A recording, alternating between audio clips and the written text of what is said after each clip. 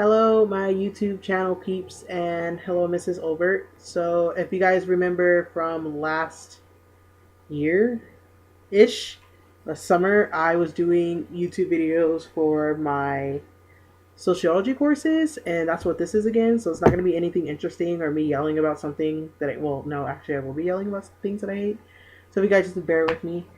So I'm taking the marriage and family course this semester, and so this is my creative assignment number 2.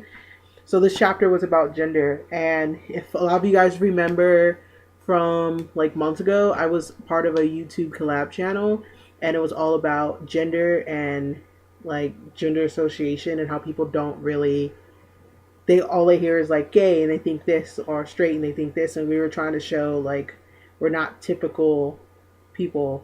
So this chapter, needless to say, interests me, and I have a lot of opinions, and it's just going to be bringing a lot of the stuff back from before. Um, so there's the general things like when people hear sex, they think actual action and not the definition and distinction, which of course I'm looking at the book because I don't really remember anything from it because I have the attention span like this big. Um, So they're talking about like the chromosomes, which is double X for females, XY for males, internal sexual organs, the hormones, the general stuff that people know. And then they talk about gender, how it's not only social, but it's a psychological characteristic. Um, so it's not only man and female, but it's like, oh, she's such a lady because, and he's so manly because. So there's that whole gender thing. And then it gets into gender identity and transgenderism, which directly relates to my old YouTube channel on. Um, there's one part of gender identity called gender dysmorphia. It's when like someone can be a man, but mentally they don't think they're a man. They can feel like they are a female.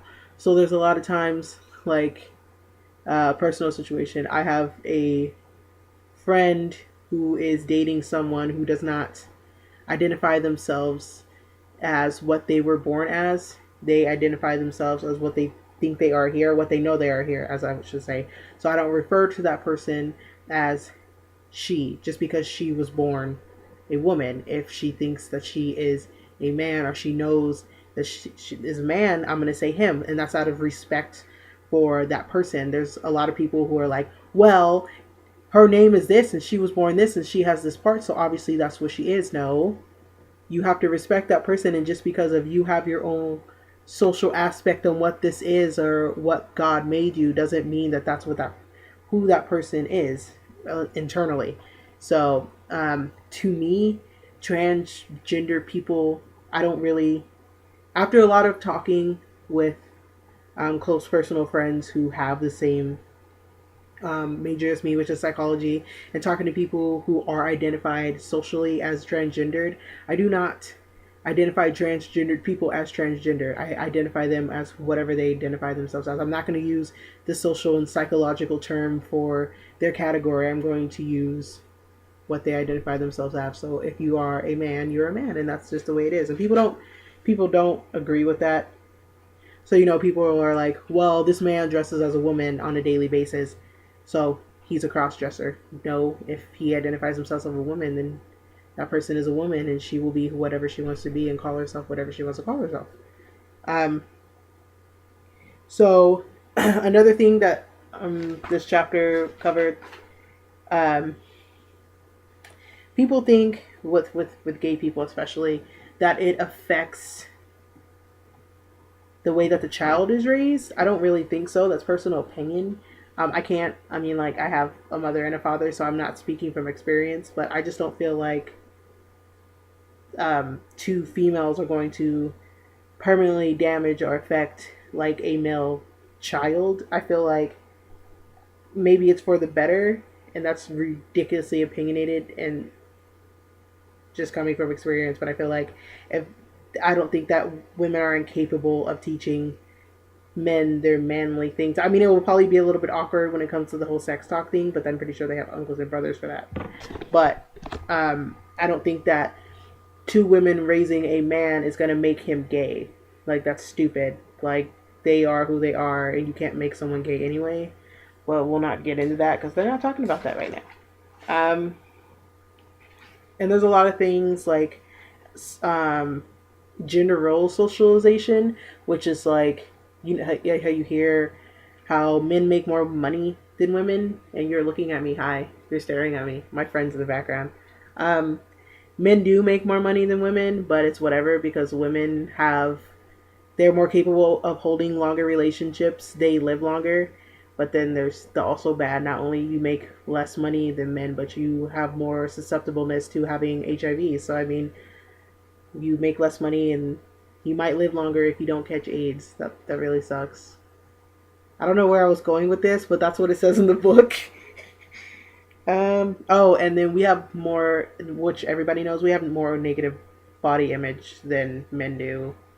And socially speaking, it's all TV and how women perceive themselves, um, comparing themselves to the women that are on TV, model bases, and they don't recognize that there's a lot of editing, and this girl's actually not this big. If you see the before pictures, for those of you guys who have Tumblr, you see that a lot where it pops up and it's the editing of how they took the dark spots off of her, or shaved a couple inches, especially on the Khloe Kardashian picture. They shaved a couple inches off of her waist and made her look smaller, and she had a whole outrage about it because she's like, I am who I am, and stuff like that. That's different. Um, I don't know why women have a higher risk of STDs. Uh, it says gender roles influence a woman's vulnerability to sexually transmitted infection of HIV, not only because women receive more bodily fluids from men who have a greater number of partners and are therefore more likely to be infected, but also because some women feel limited power to influence their partners to wear condoms. That's, yeah, it's a woman's fault. If you don't want to have children or you don't want to have STDs and you don't take that step to protect yourself, then you can't blame that on the man because it's not the man's responsibility. He's gonna have sex with you whether or not you want to wear the condom or not. So that will, opinionated or whatever. Another thing that people do not hear about, and if I say this wrong, okay, androgyny, which nobody really hears about.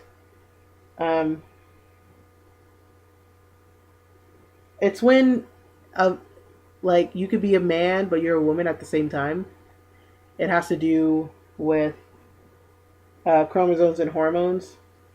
Not a lot of people hear about this, so I'm just going to read from the book. Androgyny typically refers to being neither male nor female, but a blend of both traits. There are two forms of androgyny. Physical androgyny refers to intersex individuals discussed earlier in the chapter. The genitals are neither clearly male nor female. That's okay. I heard about this on an episode of Tyra Runtime, and okay, my friend can't even hear me.